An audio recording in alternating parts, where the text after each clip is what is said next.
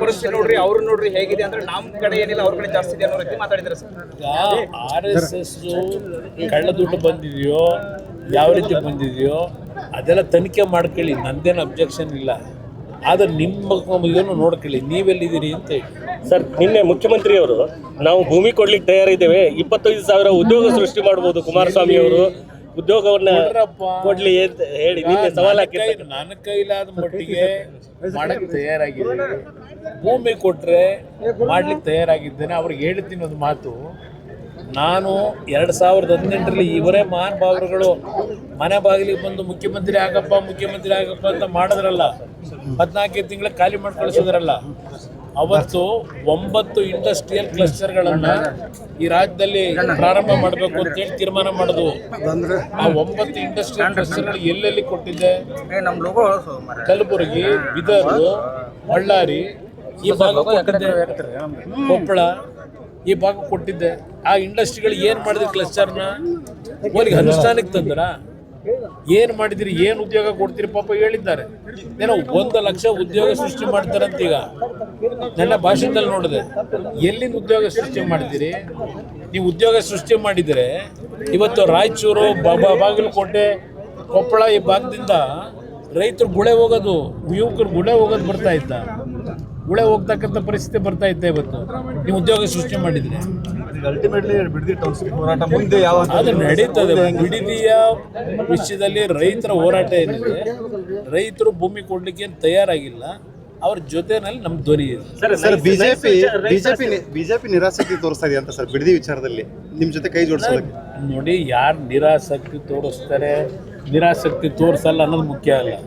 ಅಲ್ಲಿ ರೈತರು ನಾವು ಭೂಮಿ ಕೊಡಲ್ಲ ಅಂತ ಹೇಳಿ ಸುಮಾರು 500ಕ್ಕೂ ಹೆಚ್ಚಿನ ದಿನದಿಂದ ಹೋರಾಟ ಮಾಡ್ತಾ ಇದ್ದಾರೆ. ರೈತರ ಪರವಾಗಿ ಜನತಾದಳ ಮೊದಲಿಂದಲೂ ನಾವು ರೈತರ ಪರವಾಗಿರ್ತಕ್ಕಂಥ ಪಕ್ಷವೇ. ರೈತರ ಸಮಸ್ಯೆಗಳಿಗೆ ಪರಿಹಾರ ತರಲಿಕ್ಕೆ ಹೋರಾಟ ಮಾಡಿರ್ತಕ್ಕಂಥ ಪಕ್ಷ ಈ ರಾಜ್ಯದಲ್ಲಿ. ಇವತ್ತು ರೈತರಿಗೋಸ್ಕರ ಇರ್ತಕ್ಕಂಥ ಪಕ್ಷ ಜನತಾದಳ. ಇವತ್ತು ಸಾಲ ಮನ್ನಾ ಮಾಡ್ತೀವಿ ಅಂತ ಹೇಳಿ ಎಲ್ಲಿ ದುಡ್ಡು ಬರ್ತಾನೆ ಅಂದು ಸಿಕ್ಕಂಥ ಅವಕಾಶ. ನನಗೇನು ಈ ರೀತಿ 136 ಸೀಟ್ ಕೊಟ್ಟು ಮುಖ್ಯಮಂತ್ರಿ ಮಾಡಿರಲಿಲ್ಲ. 38 ಸೀಟಿನ ಮುಖ್ಯಮಂತ್ರಿಯಾಗಿ ರೈತರ ಸಾಲ ಮನ್ನಾ ಮಾಡಿ 25,000 ಕೋಟಿ ಹಣ ಕೊಟ್ಟೆ. ಇದು ನಾವು ಮೊದಲಿಂದ ರೈತರ ಪರವಾಗಿ ಧ್ವನಿ ಎದ್ದು ಬಂದಿರತಕ್ಕಂಥ ಪಕ್ಷ. ಈಗಿರೋ ಬಿಡದಿ ಭಾಗದ ರೈತರು ಭೂಮಿ ಕೊಡ್ಲಿಕ್ಕೆ ತಯಾರಾಗಿಲ್ಲ. ಆ ಹಿನ್ನೆಲೆ ನಮ್ಮ ಹೋರಾಟ ಮುಂದುವರಿಸ್ತೀವಿ. ಸರ್, ನೈಸ್ ರಸ್ತೆ ವಿಚಾರವಾಗಿ CM ಅವರಿಗೆ ಪತ್ರ ಬರೆದಿರ್ತಕ್ಕಂಥ ಭೂಮಿಯನ್ನು ವಶಪಡಿಸಿಕೊಳ್ಳಿ ಅಂತ. ಹೌದು, ವಾಪಸ್ ತಗೋಬೇಕು ಅನ್ನೋದು ನಾನು ಹೇಳ್ತಿಲ್ಲ. ಹೈಕೋರ್ಟ್ನ ಸಿಂಗಲ್ ಬೆಂಚು, ಡಬಲ್ ಬೆಂಚ್ನಲ್ಲಿ ಇತ್ತೀಚೆಗೆ ತೀರ್ಪು ಕೊಟ್ಟಿದ್ದಾರೆ. ಹಲವಾರು ಕಾಮೆಂಟ್ಸ್ಗಳನ್ನು ಮಾಡಿದ್ದಾರೆ.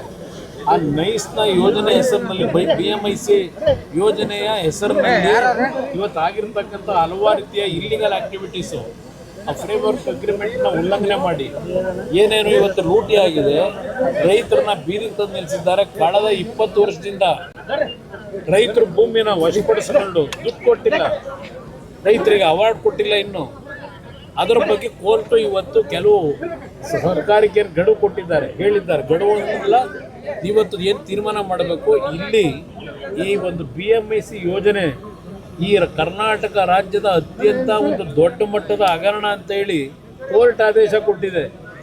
ಇವತ್ತು ನಾನೇನೋ ಒಂದು ಪತ್ರ ಬರೆದಿದ್ದೇನೆ, ಅದನ್ನು ವಶಪಡಿಸಿ ಕೋರ್ಟ್ನ ಆದೇಶದ ಹಿನ್ನೆಲೆಯಲ್ಲಿ ಆ ತೀರ್ಪನ್ನು ಇವತ್ತು ಜಾರಿಗೆ ತನ್ನಿ ಅಂತ ಏನು ಪತ್ರ ಬರೆದಿದ್ದೇನೆ. ಪತ್ರ ನೋಡಿಲ್ವಂತವ್ರು ಇನ್ನೂ ಪಾಪ. ಪತ್ರ ನೋಡಿ ಏನು ಕ್ರಮ ತಗೋಬೇಕು ಕಾನೂನು ವ್ಯಾಪ್ತಿನಲ್ಲಿ ಅಂತ ಹೇಳಿದ್ದಾರೆ. ನಾನು ಪತ್ರ ಬರೆದಿರೋದು ಮುಖ್ಯಮಂತ್ರಿಗಳಿಗೆ ಕಾನೂನಿನ ವ್ಯಾಪ್ತಿಯೊಳಗೆ. ಅಲ್ಲೇನು ಉಲ್ಲಂಘನೆಗಳೇ ಆಗಿದೆ, ಆ ಉಲ್ಲಂಘನೆ ಹಿನ್ನೆಲೆಯಲ್ಲಿ 2 ಕೋರ್ಟ್ ಆದೇಶ ಏನಿದೆ ಅದನ್ನು ಜಾರಿಗೆ ತನ್ನಿ ಅಂತಕ್ಕಂಥ ಪತ್ರ ಬರೆದಿದ್ದೇನೆ. ನೋಡೋಣ ಏನು ತೀರ್ಮಾನ ತಗೋದು. ಉತ್ತರ ಬಂದಿಲ್ಲ ಪತ್ರ ನೋಡಿಲ್ವಂತಲ್ಲ ಅವರು. ಪತ್ರ ನೋಡಿ ತೀರ್ಮಾನ ತಗೊಳ್ಳಿ. ಪಾಪ ಕೋರ್ಟ್ ಆದೇಶ 78 ಜುಲೈ ತಿಂಗಳಲ್ಲಿ ಬಂದಿದೆ. ಈಗ ಆಗಸ್ಟು 15 ಎಷ್ಟನೇ ತಾರೀಕು ಇವತ್ತು? 16 ಇವತ್ತು ಇನ್ನೂ ಪತ್ರ ಕೋರ್ಟ್ನ ಆದೇಶ ನೋಡಿಲ್ಲ. ಪಾಪ ಹೇಳಿದ್ರು, ಈ ಸರ್ಕಾರದ ಮುಖ್ಯಮಂತ್ರಿಗಳಾಗಿ ಇನ್ನು ಮುಂದಕ್ಕೆ ಈ ರಾಜ್ಯದಲ್ಲಿ ಒಂದು ನಯಾ ಪೈಸಾ ಯಾರಾದರೂ ಲಂಚ ಕೇಳಿದ್ರೆ ಅದೇನೋ ಬಡ್ದಾಕ್ತೀನಿ ಅಂತ ಹೇಳ್ತಾರೆ, ಬಡ್ದಾಕ್ತಾರಂತೆ.